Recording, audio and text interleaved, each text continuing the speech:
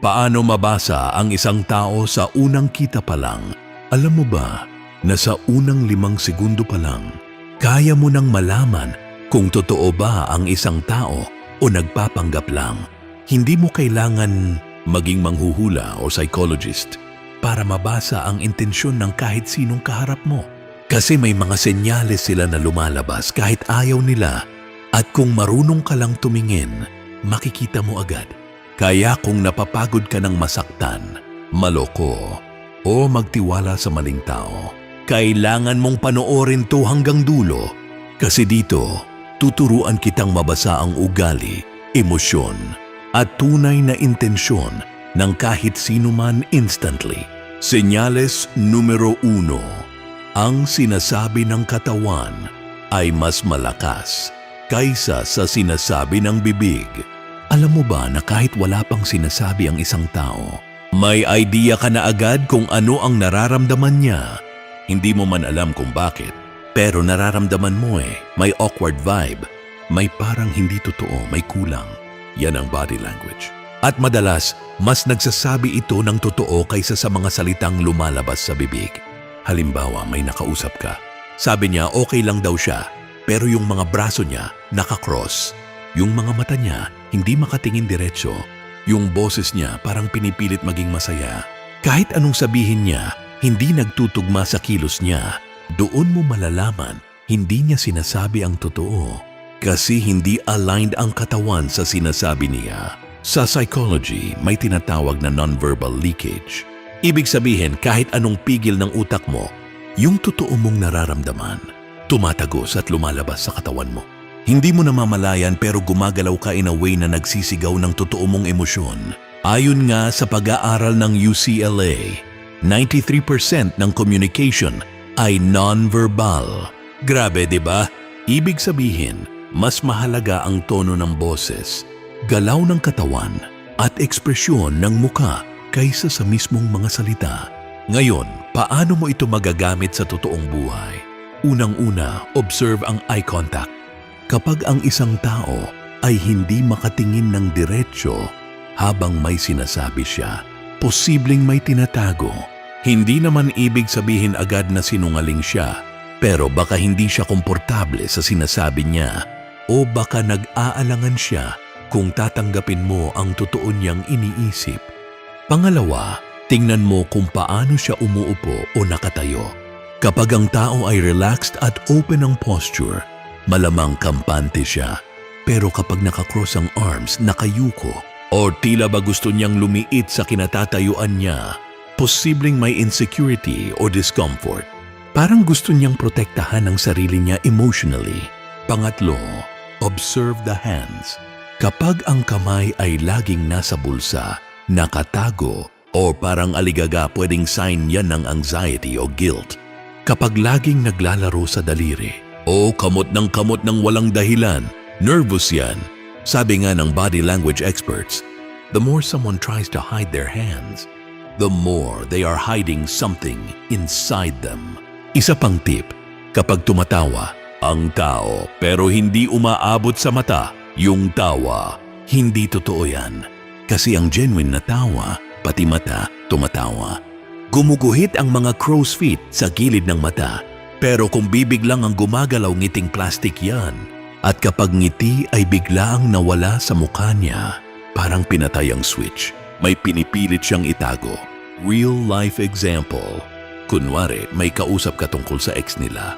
Sabi niya, wala na akong pakialam doon, tapos na yon. Pero habang sinasabi niya yun, nilalaro niya yung sing-sing sa daliri niya. O biglang nag-iba ang boses. Parang may lungkot na mabilis lang dumaan. Ayan na yon. Hindi tugma ang sinasabi sa pinapakita ng katawan. Baka nga hindi pa talaga siya nakaka-move on. Gamitin mo rin ito sa trabaho, sa interview, sa deal, o kahit sa usapang magkaibigan. Kapag may kausap kang parang overly confident, masyadong expressive, pero parang may lag ang katawan niya, baka cover up lang yan. Overcompensation, may tinatago siya sa likod ng show. Importante, wag mo agad husgahan.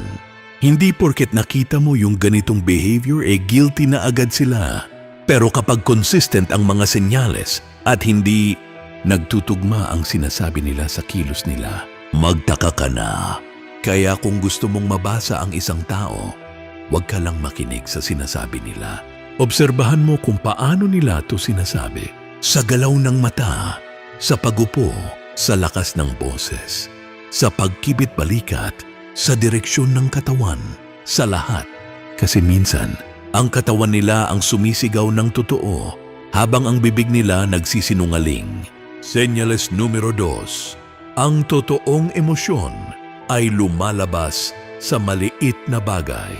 Minsan, hindi mo makita sa laki ng kilos kung ano talaga ang nararamdaman ng tao, pero sa isang maliit na pitik ng labi, sa isang segundong pagkunot ng noo o sa mabilis na pag-ikot ng mata, nandoon ang totoo. Kasi yung tunay na emosyon, hindi yan laging sumisigaw.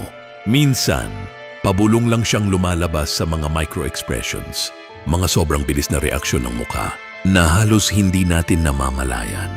Halimbawa, may kausap ka, tinatawanan ka niya, pero bigla mong napansin nung binanggit mo ang pangalan ng isang tao. Mabilis siyang naningkit, kumunot ang noo, o bumilis ang blink ng mata. Sandali lang yun. Pero nagsisigaw na ang katawan niya ng isang emosyon, inggit, galit, o selos. Hindi niya sinadya, hindi niya naisip, pero ang mukha niya nag-react agad. Ayon sa sikat na psychologist na si Dr. Paul Ekman, may tinatawag tayong universal facial expressions. Kahit anong lahi mo, edad mo, kultura mo kapag nakakaramdam ka ng takot, lungkot, saya, galit, o pagkagulat, pare-pareho tayong nagre-react. At madalas, tong mga micro-expressions na to ay tumatagal lang, ang 1/25th of a second, mabilis pero makapangyarihan. Kaya kung gusto mong mabasa ang tunay na nararamdaman ng isang tao, huwag mong intindihin lang yung salita. Obserbahan mo ang muka, lalo na sa mga biglaan at di inaasahang reaksyon. Halimbawa, sinabi ng isang tao na okay lang ako, pero habang sinasabi niya yun, bigla siyang napasinghap o lumunok ng mabilis, parang napigilan yung lungkot. O kaya ngumiti siya pero hindi kumikilos, yung mata niya hindi genuine yung saya, parang ngiti na may halong pilit. Parang ayaw niyang ipakitang may pinagdadaanan siya. Pero sumilip sandali sa mata niya yung bigat. Isa pa, kapag nabanggit ang isang topic, kunwari pera, ex, pamilya, at biglang may konting pagsimangot o mabilis na pagkunot ng kilay, kahit saglit lang, clue na agad, yan na sensitive sila sa topic na yun. Hindi na nila kailangan sabihin pa, yung micro-expression ang nagsabi para sa kanila. At kung gusto mong mas malinaw pa ito gamitin, gumamit ka ng context. Obserbahan mo muna ang neutral face nila habang normal kayong nag-uusap. Tapos kapag may nabanggit na sensitibong usapan, tingnan mo kung paano nagbabago ang mukha nila sa isang iglap. Doon mo makikita ang contrast. Yung mismong saglit ng pagbabago yon ang window sa totoo nilang nararamdaman. Example, nagtanong ka sa kaibigan mo, "Uy, nakita mo na ba yung bagong business ng ex mo?" At sagot niya, "Hindi pa eh." Pero nakita mong biglang nanigas ang panga niya at saglit na nagsikip ang mata. Hindi niya sinabi na nasasaktan pa siya, pero mukha niya ang nagsabi ng lahat. Isa pang teknik, kapag gusto mong itest kung sincere ang sagot ng isang tao, ulitin mo ang tanong pagkatapos ng ilang segundo. Kapag parehong-pareho ang sagot, pero iba ang expression sa mukha, ibig sabihin, may nagbabago sa emosyon niya. Either pinipilit niyang mag-stick sa script o pinipilit niyang itago ang totoo. Pero reminder lang, hindi ka dito para manghuli. Hindi ito tungkol sa pagiging judgmental. Ito ay para sa awareness, para mas maintindihan mo ang tao at para maiwasan mong mapaniwala sa kasinungalingan ng iba. Importante rin na alam mong kahit ikaw, lumalabas din sa mukha mo ang emosyon na pilit mong itinatago. So habang natututo kang magbasa ng iba, mas natututo ka ring magbasa ng sarili mo. At tandaan, ang mga micro-expressions ay hindi lumalabas dahil gusto natin. Lumalabas sila kasi yun ang totoo. At kung marunong kang tumingin sa mga maliit na bagay, dun mo makikita ang pinakamalalaking katotohanan. Senyales numero 3. Kapag paulit-ulit ang kwento, may iba itong kahulugan. Napansin mo na ba yung mga taong parang laging may iisang kwento? Laging sila ang biktima. Laging may taong nanakit sa kanila. Laging may dahilan kung bakit sila mali ang tingin ng iba. At kahit ilang beses mo na silang narinig, uulitin na naman nila. At ganun pa rin ang tono biktima. Biktima. Biktima. Hindi mo man agad ma-realize, pero ang paulit-ulit na kwento ng isang tao ay hindi lang basta kwento. Madalas, may tinatago itong mas malalim. Sa psychology, ito ang tinatawag na narrative identity. Ibig sabihin, paulit-ulit nilang sinasabi ang isang version ng kwento nila kasi yun ang paniniwala nila tungkol sa sarili nila. Kahit minsan, hindi na ito ang buong katotohanan. Kapag ang tao ay laging nagkukuwento na sila ang inapi, ang iniwan, ang sinayang, baka hindi lang sila nagkukuwento, baka dinidikita na nila yun sa identity nila. Example, may kilala ka bang laging sinasabi na, lahat na lang ng taong minahal ko iniwan ako, tapos kahit bagong breakup lang, uulitin na naman niya. Ganyan talaga, hindi ako pinipili. Hindi niya lang basta kinukwento ang sakit, ginagawa na niyang core ng pagkatao niya. Kaya kahit anong advice mo, parang wala siyang naririnig. Kasi hindi siya naghahanap ng solusyon. Gusto lang niyang ulit-ulitin ang narrative kung saan siya ang laging talo. At habang ginagawa niya yon, lalo siyang nababaon sa self-pity at sa unconscious need for validation. Pero hindi lang ito tungkol sa pagiging biktima. Minsan naman, may mga tao na laging bida sa kwento nila. Laging sila ang may sagot. Sila ang may tagumpay. Sila ang mabait, matalino, sila ang laging tama. Kapag ganito, baka meron silang narcissistic defense mechanism. Gusto nilang kontrolin kung paano sila tingnan ng ibang tao. Kaya inuulit nila yung mga kwento na nagpapalakas ng imahe nila. Pero ang totoo, insecurity lang yan na nakamakeup ng yabang. Ngayon, paano mo ito mababasa sa real life? Observe mo kung gaano kadalas ulitin ng isang tao ang isang partikular na kwento. Kung parang nakaloop siya at walang pagbabago sa pagkakakwento, kahit matagal na ang pangyayari, malamang may unresolved issue siya doon. Emotional attachment pa rin. At yung attachment na yun, ayaw niyang bitawan kasi doon siya kumukuha ng meaning sa sarili niya.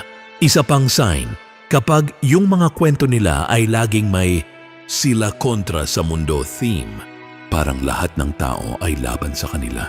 Kaibigan, pamilya, ex, trabaho, lahat daw mali. Pero sila, laging tama. Doon mo makikita na hindi lang sila naghahanap ng simpatya. Gusto nilang patunayan na sila ang martyr or hero sa lahat ng sitwasyon. At kapag ganun, mahirap nang pumasok ang ibang perspective kasi built-in na sa utak nila yung script. May isang study sa Stanford. Sabi doon, the stories we tell ourselves become the truth we live by, even when they're not true. Kaya kung paulit-ulit ang kwento, tanungin mo sa isip mo, ano ang tinatakpan nito? Ano ang hindi sinasabi? Hindi mo ito gagamitin para husgahan sila, pero ito ang key para maintindihan kung bakit sila ganon. Baka yung taong laging nagsasabing inabandon na siya ay may abandonment trauma nung bata pa siya. Baka yung laging bida ay dati namang palaging hindi napapansin. Baka yung sobrang defensive ay dati palaging sinisisi sa bahay. The story is never just a story. It's a defense, a coping mechanism, a cry for identity. At kung gusto mong maging mas observant, balikan mo yung mga conversation na parang pare-pareho lang ang ending. Paulit-ulit ang pattern, pare-pareho ang tema, pero laging may isang common denominator sila. Doon mo makikita kung saan mo sila mas maiintindihan. At kung kailan mo dapat magsimulang magtanong, teka lang, totoo pa ba tong kwento? O ginawa na lang nila itong katotohanan para makalimot sa masakit na parte ng sarili nila. Kaya tandaan mo, ang paulit-ulit na kwento ay hindi palaging dahil makakalimutin sila. Minsan, dahil ayaw nilang bitawan ang parte ng sarili nilang nabuo mula sa sakit, galit, o pangangailangan ng atensyon. At kapag nabasa mo yon, mas kaya mong intindihin, hindi lang kung sino sila, kundi kung anong sugat ang pinipilit nilang takpan. Senyales numero 4, pakinggan ang sinabi, pero mas pakinggan ang hindi nila sinabi. Alam mo yung feeling na may sinagot sa iyo ang isang tao, pero parang may kulang, parang may sinabi siya, pero mas malakas pa rin yung dating ng hindi niya binanggit. Yon ang tinatawag na subtext. Sa simpleng salita, hindi lahat ng totoo sinasabi, pero madalas lumalabas siya sa mga iwas, sa mga pagputol ng sentence, sa tono ng boses, at minsan sa kakaibang katahimikan. Example, tinanong mo ang kaibigan mo, kumusta na kayo ng jowa mo? Sagot niya, ay nako, busy kami pareho. Alam mo na. Tapos biglang ibang topic na, walang masaya kami. O kahit anong specific na kwento, wala ring galit. Pero ang weird, bakit? Kasi yung sinagot niya, surface level lang. Hindi niya sinagot yung tanong. Mas pakinggan mo yung pag-iwas niya kaysa sa mismong sinabi niya. Baka may issue, baka may tension, o baka hindi niya kayang sabihin ang totoo sa ngayon. Sa psychology, ang tawag dito ay avoidance-based communication. Ito yung style ng pagsagot na madalas ginagamit ng mga taong may tinatago, hindi dahil masama silang tao, kundi dahil either takot silang husgahan o ayaw nilang harapin ang totoo.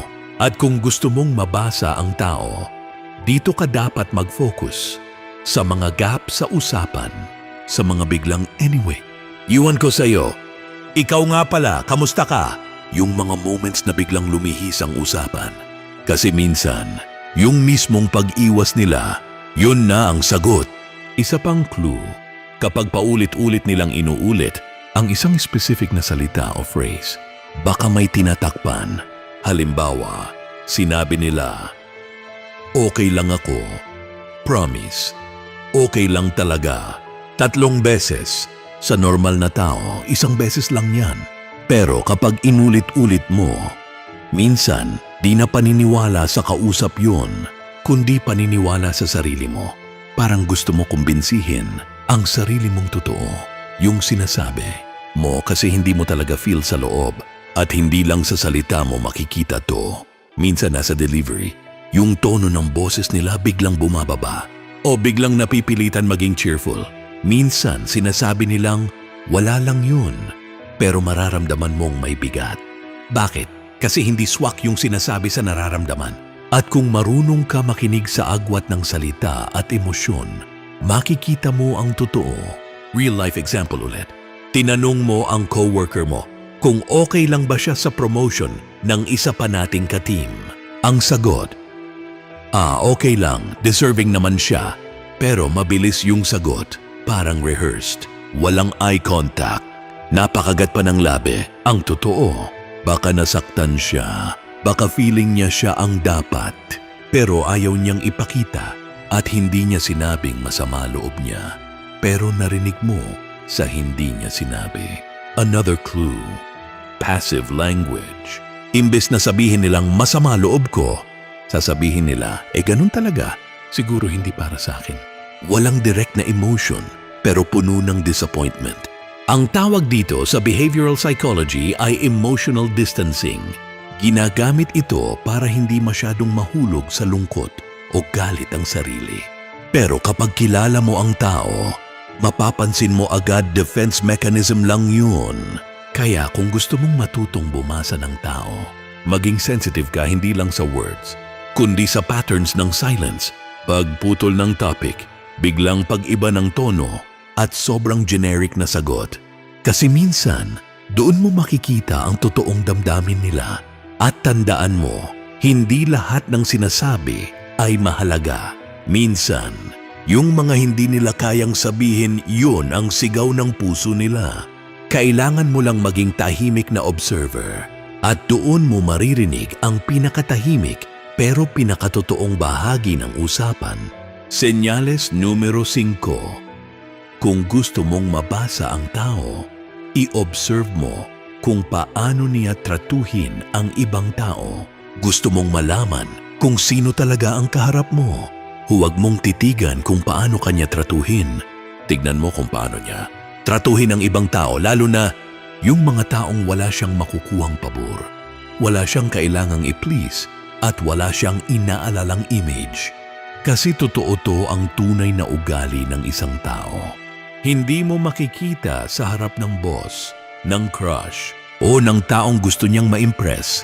Makikita mo yun sa pakikitungo niya sa waiter, sa janitor, sa delivery rider, sa batang paslit, sa matandang mabagal maglakad, sa mga taong di niya kailangang magpakabait. Kasi kung mabait lang siya sa taong makakatulong sa kanya, hindi siya mabait, opportunistic lang siya. Example, pumunta kayo sa restaurant. Sa'yo sobrang sweet niya, parang gentleman. Pero nung tinawag ang waiter, ang tono niya biglang nag-iba, utak boss mode. Malamig, parang utos. Hindi siya nagpasalamat. Hindi man lang ngumiti. Aba, red flag yan. Baka fake lang yung kabaitan niya sa'yo. Kasi kung genuine ang ugali niya, pantay-pantay ang trato. Kahit sino ka pa. Meron din naman, sobrang charismatic sa barkada, pero pagdating sa strangers, suplado. O kapag hindi kilala sa party, wala man lang effort makipag-usap, yung energy niya nakalaan lang sa mga kilala niya, sa mga taong may koneksyon o value sa kanya. Parang selective empathy. Pero pag ganito, hindi empathy yan. Ego lang yan na may pinipiling makisama depende sa status ng tao. Ayon sa behavioral studies, ang consistent kindness sa iba't ibang uri ng tao ay indicator ng emotional maturity. Hindi ito tungkol sa pagiging people pleaser. Ito ay tungkol sa respeto sa pagkatao ng bawat isa at kung marunong kang tumingin sa mga subtle moments. Kung paano niya sinulyapan ng matandang tumatawid, kung paano siya nag-react sa batang maingay, kung paano siya umuugali kapag walang camera or audience, doon mo makikilala ang core niya. Isa pang real-life example, may kaibigan ka bang kapag may group project, todo effort kapag yung group members ay close niya.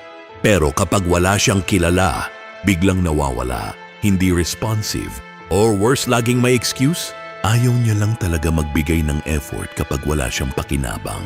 At kapag may taong ganyan, ingat ka. Baka ikaw, kaya ka lang niya tinutulungan kasi may silbi ka ngayon. Pero pag wala na, iba na ang trato. Minsan, makikita mo rin ito sa simpleng paglalakad. Magkasama kayo, may batang pulubi na lumapit. Kumusta ang reaksyon niya? Naglakad ba siya palayo? Nagalit ba siya? Tumingin ba siya ng masama? O nagbigay siya, kahit konti, kahit simpleng tingin ng respeto? Yung ganong sitwasyon, walang script, walang practice, walang audience. Totoo yon. Kaya ang tanong, consistent ba siya sa kabaitan? Pantay ba ang tingin niya sa lahat ng tao? O may ranking siya ng sino ang dapat igalang, sino ang pwedeng balewalain? Dahil kung ganun siya, darating ang araw, ikaw rin malalagay sa ranking na hindi mo gusto. Ang mindset dito ay simple. Character is how you treat those who can do nothing for you. Hindi mo kailangan ng psychology degree para makita to. Kailangan mo lang ng mata na marunong tumingin at tenga na marunong makinig sa kilos. So next time, bago mo sabihin na mabait ang isang tao, tanungin mo muna, paano niya tratuhin yung mga taong hindi niya kailangan? Dahil doon mo makikita kung anong klaseng puso meron siya. At kapag nakita mo yung puso na yun mapagpanggap ba o totoo, ikaw na ang makakasagot. Senyales numero 6. Minsan, mas mabisa ang pakiramdam kaysa sa lahat ng sinasabi o ginagawa ng tao. Alam mo yung feeling na walang ginagawa ang isang tao na mali, pero parang may mali, wala siyang sinabing bastos. Wala siyang ginawang masama, pero sa tuwing kaharap mo siya parang hindi ka mapakali, parang may hindi tama.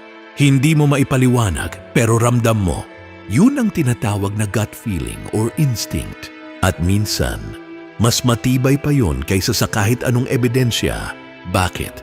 Kasi ang katawan natin, lalo na ang nervous system, ay marunong magbasa ng danger, tension, or deception bago pa makapagsalita ang utak natin.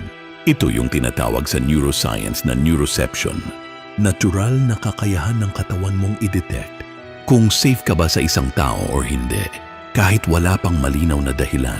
Kaya kahit ngumiti pa siya, kahit magpanggap siyang okay, kahit wala siyang sinabing masama, kung ramdam mong may mabigat pakinggan mo. Example, may mga taong sobrang galing magsalita, maayos manamit, mabango, magalang magsalita, pero habang kausap mo siya, parang may nakakakiliting hindi mo maintindihan.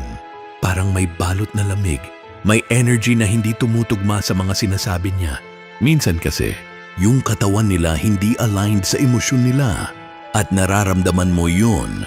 May isa kang kaibigan na every time kasama mo siya, parang drained ka pagkatapos. Hindi mo alam kung bakit, pero tuwing kausap mo siya, parang ikaw ang napapagod, parang ikaw ang laging may mali. Kahit wala naman siyang sinasabi, yun ang tinatawag na emotional tension but minsan, iyon na ang clue na toxic na siya o ginagamit ka lang niya. Meron ding kabaliktaran. May mga tao na halos walang sinasabi. Tahimik lang, pero tuwing kasama mo sila, ramdam mong kampante ka. Kahit hindi sila expressive, ramdam mong totoo sila. Ito naman ang energy ng mga taong grounded, sincere, at hindi nananakit ng iba para lang ma-feel ang worth nila. Mahalaga ito. Huwag mong i-discredit ang instinct mo dahil lang sa wala kang konkretong proof. Ang totoo, minsan mas reliable pa yan kaysa sa logic. Kasi logic pwedeng lokohin pero instinct, rarely nagsisinungaling. Hindi mo man maipaliwanag sa iba, pero sa sarili mo, ramdam mo ang totoo. Ayon sa mga study, ang gut feeling ay produkto ng subconscious pattern recognition. Ibig sabihin, unconsciously, may napansin kang galaw, tono, salita, energy na hindi mo agad na process sa isip, pero narehistro na sa katawan mo. Kaya pag sinabi ng katawan mong, may mali dito, hindi yan imagination, may dahilan yan. Minsan, sinasabi ng utak mo na, baka ako lang to, baka paranoid lang ako. Pero tanungin mo rin sarili mo, ilang beses ka nang nagtiwala sa taong hindi mo gusto ang pakiramdam nung una at nauwi sa sakit. Ilang beses mo nang binaliwala ang instinct mo para lang huwag ka masabihan na judgmental, at ilang beses mo nang napatunayan na tama nga pala ang kutob ko. Hindi lahat ng nararamdaman ay accurate. Pero hindi rin lahat ng mabango, magalang, at smiling ay totoo. Kaya ang pinakamagandang gawin, i-balance mo ang observation sa galaw, sa sinasabi at sa energy. Kasi minsan, yung hindi mo makita sa mata, mararamdaman mo sa dibdib. At pag sinabi ng pakiramdam mong may mali, kahit hindi mo pa maipaliwanag, mag-ingat ka na. At sa huli, ito lang ang mahalaga. Ang energy ng tao ay hindi nagsisinungaling kahit gaano siya kagaling magpanggap. Kahit gaano siya kabait sa salita kung may bahid ng panlalamig, panlilin lang o tension sa presence niya, hindi yun galing sa wala. Ramdam mo kasi totoo yun. So kung gusto mong mabasa ang tao, huwag ka lang tumingin, huwag ka lang makinig. Makinig ka rin sa sarili mong pakiramdam dahil minsan, yun ang una at huling babala na kailangan mo. So ngayon alam mo na hindi mo kailangang maging manghuhula para mabasa ang ugali at intensyon ng kahit sinong kaharap mo. Nasa mata, nasa kilos, nasa tono, at minsan, nasa katahimikan nila ang katotohanan. At kung marunong kang tumingin, makinig, at damhin ang vibe ng isang tao, mas mapoprotektahan mo ang sarili mo sa mga taong mapagpanggap, mapagsamantala, o manloloko. Kaya sa susunod na may makilala ka, huwag agad magtiwala. Obserbahan mo, tumingin ka sa kilos, pakinggan mo ang hindi nila sinasabi. At higit sa lahat, Pakinggan mo ang pakiramdam mo. Kasi minsan, yun ang unang nagsasabi ng totoo. Salamat sa panonood. Kung gusto mo pang matutong magbasa ng ugali, intensyon at isipan ng tao, don't forget to like, share, and subscribe. Kita-kits sa susunod.